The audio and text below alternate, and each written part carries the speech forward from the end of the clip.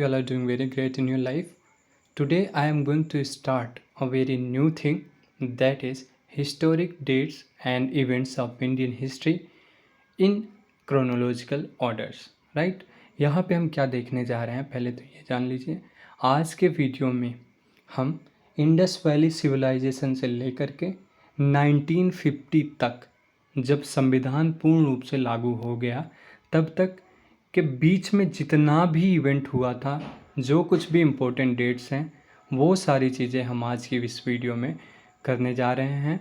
और यह video mainly revision purpose से बनाया जा रहा है, जो कि आप एक वीडियो देख करके इंडस वैली सिविलाइजेशन से लेकर के 1950 तक के सारे इवेंट्स, सारे डेट्स एक ही वीडियो में, मतलब एक ही वीडियो से रिवाइज कर सकते हैं।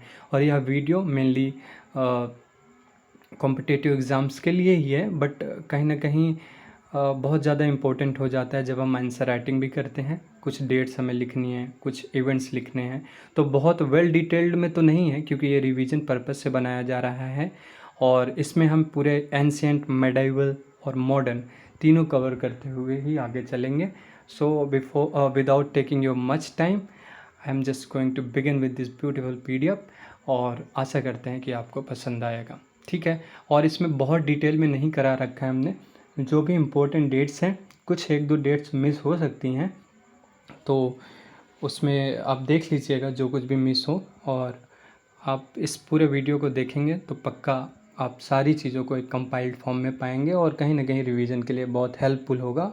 And I am going to trying my level best कि सारी चीज़ें बहुत ही लूसिड वे में आप तक पहुंच सके और आसानी से आप इसे रिकॉल और रिवाइज कर सके। ठीक है, सो शुरू करते हैं अभी। Historic dates and events of Indian history in chronological order. ठीक, तो सबसे पहले हम एंशिएंट से शुरू करते हैं। एंशिएंट से शुरू करते हैं, उससे पहले मैं कुछ बात करना चाहता हूँ। जैसे कि जब भी मैं एंशिएंट की बात करूँगा, एंशिएंट के इस पूरे फेस में जितने भी इवेंट्स हुए होंगे, ठीक है, जो भी इम्पोर्टेंट डेट्स होंगी, वो सब BCs में होंगी। ठीक, तो अगर मैं 3000 to 1500 बोलता हूँ तो आप BCs समझ लीजिएगा। ठीक है, आशा करते हैं कि आप समझ गए होंगे। अब हम एंशिएंट को लेकर के चलते हैं। तो सबसे पहले 3000 to 500, और हाँ, यहाँ पे कुछ चीज़ें जैसे मैं हिंदी में बोलता हूँ कि 327, ठीक है, 78, 323, तो आप समझ लीजिएगा। और उसे मैं ट्राई करूँगा कि इंग्लिश में भी बोल दूँ, जिससे कि दोनों बाइलिंगुअल फॉर्म में जो भी स्टूडेंट इसे देखें, उन दोनों के लिए हेल्पफुल हो। ठीक है, तो शुरू करते हैं। 3000 to 1500 हड़प्पन सिविलाइजेशन देखने को मिलता है। ये टाइम पीरियड हड़प्पन सिविलाइजेशन की होती है। ठीक है, इंडस वैली सिविलाइजेशन भी इसे आप बोलते हैं। तो उसका टाइम पीरियड 3000 से 1500 BC तक होता है। अब जैसे मैंने पहले ही मेंशन कर रखा है कि BC होगा, तो अगर मैं बाई मिस्टेक नहीं बोलता हूँ BC, तो आप समझ जाइएगा। ठीक है, 3000 से 1500 के बीच हड़प्पा सिविलाइजेशन देखने को मिलेगा। 900 महाभारत वॉर देखने को मिलेगा। ठीक है, 563 में बर्थ ऑफ गौतम बुद्ध जी के जन्म से रिलेटेड है 563। ठीक है, तो इस तरह से हम यहाँ पे देख रहे हैं। 327 में 327 BC में अलेक्जेंडर का इन्वेजन देखने को मिलता है।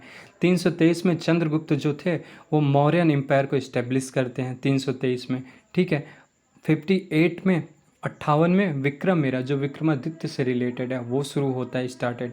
राइट, अब AD आ जाता है। अब AD में क्या बात करते हैं, 78 AD की बात करते हैं, जब शक एरा बिगिंस होता है। ठीक है, 320 में जो चंद्रगुप्त 1 होता है। देखिए 323 ऊपर हमने पढ़ रखा है, जहाँ पे चंद्रगुप्त मौर्य जो होते हैं वो मौर्य डायनेस्टी का इस्टेब्लिशमेंट करते हैं। ठीक है, इस्टेब्लिश करते हैं। और यहाँ पे 320 जो है, ये चंद्रगुप्त फर्स्ट थे जिन्होंने गुप्ता एम्पायर को इस्टेब्लिश किया था। वैसे गुप्ता एम्पायर के मेन संस्थापक तो श्री गुप्ता हैं। ठीक गाइस, तो 320 में जो चंद्रगुप्त फर्स्ट थे, उन्होंने गुप्ता डायनेस्टी को इस्टेब्लिश किया। ठीक, 606 की बात करें तो हर्षवर्धन गुप्ता का एक्सेशन होता है यहाँ पे।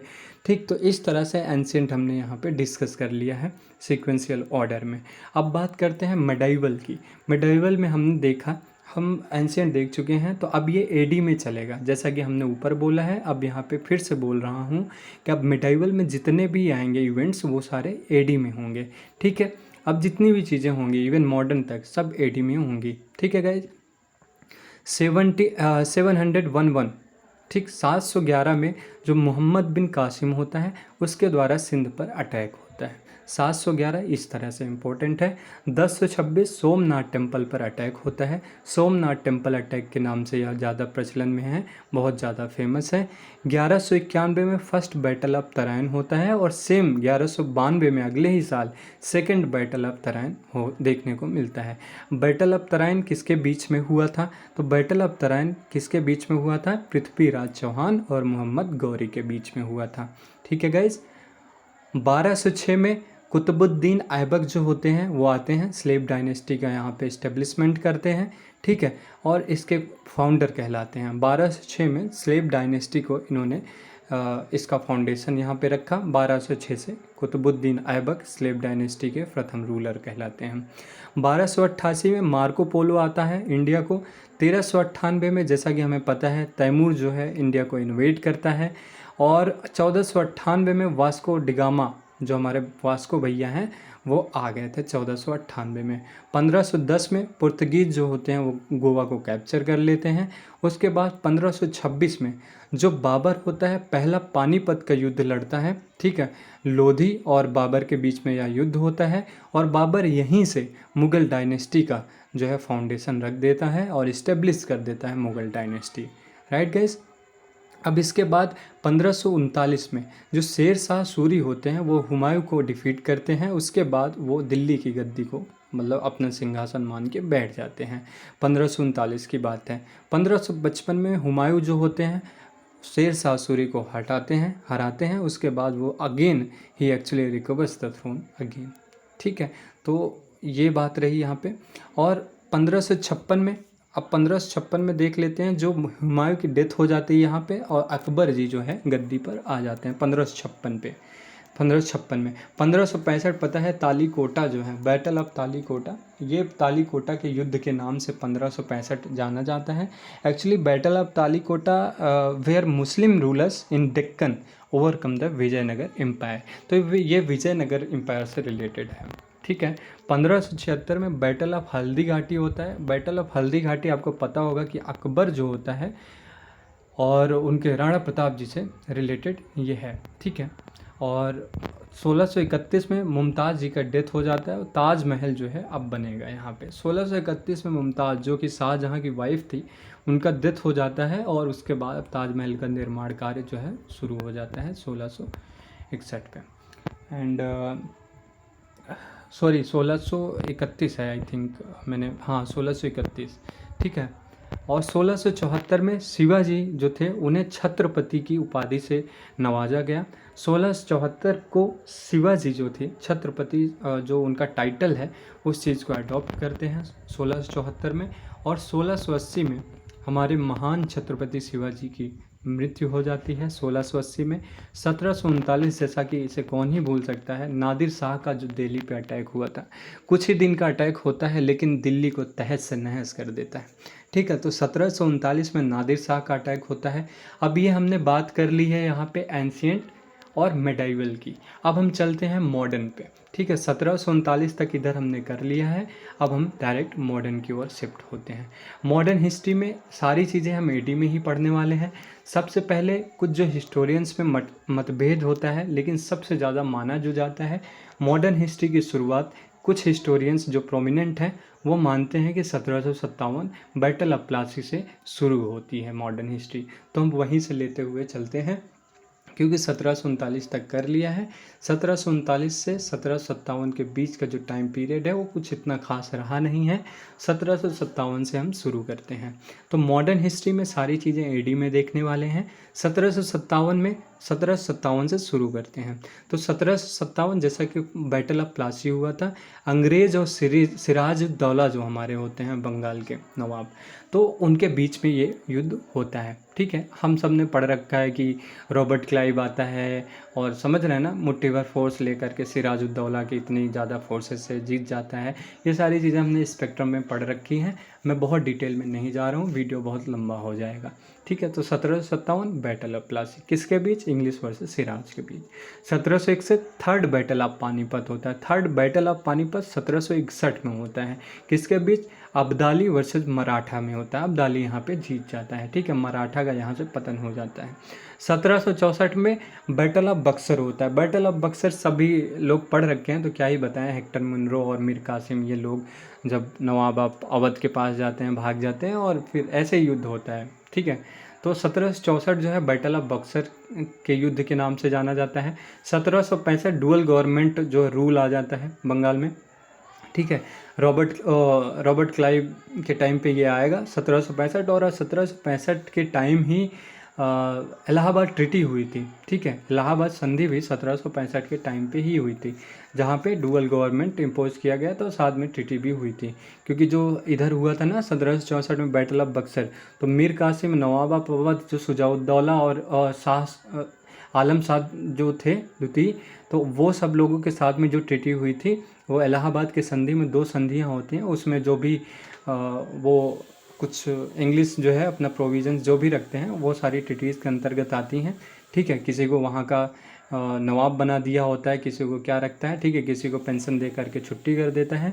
तो 1765 में ये हुआ था, डुअल गवर्नमेंट इम्पोज हुआ था रूल, और 1765 में इलाहाबाद की ट्रीटी हुई थी। ठीक है, 1773 जैसा कि हम सभी जानते हैं, फर्स्ट रेगुलेटिंग एक्ट जो है ब्रिटिश के द्वारा पास हुआ था इंडिया में। ठीक है, और 1773 हो गया। अब हम 1793 की बात कर रहे हैं। ठीक है, 1793 में हमने देख रखा है कि परमानेंट सेटलमेंट जो लॉर्ड कॉर्नवालिस होता है, वो Bengal, Bihar, Orissa, north east UP जो एरिया है, जैसे बनारस वाला जो एरिया है, तो वहाँ पे उन्होंने परमानेंट सेटलमेंट को लागू करते हैं। कौन, लॉर्ड कॉर्नवालिस। ठीक है, 1829 में जैसा कि पता है सती प्रथा का बैन हो जाता है, अबोलिशन ऑफ सती हो जाता है, और 1833 में renewal of the company charter आता है। ठीक है, और 1853 में फर्स्ट रेलवे लाइन ओपन होती है, कहाँ से, बॉम्बे टू ठाणे। ठीक है, ये 1853 में लॉर्ड डलहौजी के टाइम पे ये सारी चीज़ें हुई थी। 1857 नाम तो सुना ही होगा, है ना, 1857 की क्रांति, the first war of Indian independence ऐसा कहा जाता है। वी.डी. सावरकर और ढेर सारे लोग जिन्होंने जो कुछ भी कहा है, तो 1857 के रिवॉल्ट से आप इसे जानिए। ठीक है, एंड अब हम बात करते हैं 1858 की। 1858 जो ब्रिटिश क्राउन है वो टेक ओवर कर लेता है इंडियन गवर्नमेंट को। ठीक है, अब ब्रिटिश क्राउन इसे रेगुलेट करेगा। 1885 जैसे को पता है आईएनसी फॉर्म्ड होती है। 1905 में पार्टीशन ऑफ बंगाल हो जाता है। 1906 में मुस्लिम लीग एक्चुअली फॉर्म्ड होती है ढाका में, और 1909 में मौले मिंटो रिफॉर्म आता है। ठीक है, और यहाँ पे जो कम्युनल उस पर क्या है, रिजर्वेशन की बात हो जाती है ना, कि मुस्लिम को आरक्षण मिल गया, उसके बाद वो मुस्लिम ही उसे वोट दे सकते हैं, सेपरेट इलेक्टोरेट्स की बात हो रही है, सॉरी। 1911 में दिल्ली दरबार होता है, जहाँ पे पार्टीशन ऑफ बंगाल को कैंसिल किया जाता है। ठीक है, तो ये हो गया 1858 से 1909 तक, 12 तक। 1912 में क्या हुआ, दिल्ली जो है न्यू कैपिटल ऑफ इंडिया बनती है। ठीक है, 11 के बाद 1912 में। 1916 लखनऊ पैक्ट हम सभी जानते हैं। 1919 में फरवरी 16 को रोलेट बिल इंट्रोड्यूस होता है। ठीक है, उसके बाद 1919 को 13 अप्रैल को जलियांवाला बाग हत्याकांड के नाम से ये मशहूर है, बहुत दुखद घटना है हमारे इंडियन कॉन्टेक्स्ट में, हिस्ट्री में। और 1919 से 1922 खिलाफत मूवमेंट और एनसीएम नॉन कॉपरेशन मूवमेंट जो है ये चालू रहता है इंडिया में। 1928 में साइमन कमीशन भारत आता है, बॉम्बे आता है एक्चुअली, और उसके बाद इसका विरोध होता है। इसी में लाला लाजपत राय जी की लाठी मतलब चेस्ट पे लग जाती है, और उसके बाद उनकी मृत्यु हो जाती है। ठीक है, 1929 में शारदा एक्ट पास होता है 1929 में, जो कि 14 साल लड़कियों और 18 साल लड़कों के लिए जो है मैरिज की एज को फिक्स करती है। ठीक है, शारदा एक्ट जो आता है। अब हम 1930 में देखते हैं पंडित जवाहरलाल नेहरू जो होते हैं, फर्स्ट टाइम एवर जो उन्होंने ट्राई कलर जो हमारा झंडा होता है उसे होस्ट करते हैं। ठीक है, 1930 में। 1931 में गांधी इरविन पैक्ट होता है, हम सभी जानते हैं। 1932 में अगस्त 16 को कैमनल अवार्ड जो है मैकडोनल्ड्स के द्वारा जो रैमसे मैकडोनाल्ड्स होते हैं ब्रिटिश के, उनके द्वारा जो है इस चीज़ को लाया जाता है इंडियन कॉन्टेक्स्ट में 1932 में सितंबर की बात हो रही है, जब Gandhi ji fast unto death चले गए थे कि जब तक मर नहीं जाएंगे तब तक व्रत हैं। ये यरवदा जेल जो पुणे होता है वहाँ पे इन्होंने ये किया था 1932 में। वो जो कैमिनल अवार्ड आया था उसी के उस पर 1939 में डिलीवरेंस डे मनाया जाता है। 1937 में जैसा कि इलेक्शन हुआ था। 1940 में ये है लाहौर सेशन होता है, ठीक है। 1940 मार्च की बात हो रही है, मैच लिख गया है, मिस प्रिंट हो गया होगा, शायद मिस टाइप्ड हो गया होगा, सॉरी। तो 1940 में मार्च में लाहौर सेशन होता है जिसमें कि पाकिस्तान रिजोल्यूशन पास होता है। 10 अगस्त को हमें पता है अगस्त ऑफर आता है, ठीक है। और इसी तरह 1942 में 7 से 8 अगस्त के बीच क्विट इंडिया मूवमेंट लॉन्च किया जाता है। 1942 सितंबर की बात है जब आईएनए फॉर्म्ड होता है, बोस जी इस्टेब्लिश करते हैं इसे, सुभाष चंद्र बोस जी। 1946 15 मार्च को कैबिनेट मिशन आता है भारत। और 1947 जून 3 को माउंटबेटन प्लान आता है। ये प्लान बताता है कि भारत को कब तक आज़ादी मिल जाएगी और क्या सारी चीज़ें हैं, ठीक है। और 1947 15 अगस्त को भारत आज़ाद हो जाता है पूर्णतः। और 14 अगस्त को पाकिस्तान, जो कि अपना बेटा तो हम बोलेंगे नहीं खैर इस वीडियो में। तो इस तरह से ये चीज़ें हो जाती है। और 1949 में आरबीआई को नेशनलाइज कर दिया जाता है। हमने इकोनॉमिक्स में पढ़ रखा है, nationalisation of RBI, reserve bank of India. और 1950 में the constitution of our beloved country came into force, full force actually. यहाँ पे हम इस वीडियो को द एंड करते हैं, समाप्त करते हैं। जय हिंद, जय भारत के साथ। ये पूरा वीडियो आप देखिएगा, जहाँ पे समझ ना आए वहाँ पे रुक करके दोबारा से देखिएगा। और आशा करते हैं खैर समझ आ जाएगा, क्योंकि पूरा क्रोनोलॉजिकल ऑर्डर है, हमें यहाँ पे कुछ समझाना भी नहीं था, केवल पढ़ के बताना था। और सारी सिंगल चीज़ें जो कुछ भी इम्पोर्टेंट है हमने एक ही वीडियो में कर रखा है। और आशा करते हैं कि आपको पसंद आएगा, पूरा वीडियोज़ देखेगा और अगर ठीक लगे तब लाइक करिएगा। बाकी जय हिंद, जय भारत, गुड लक।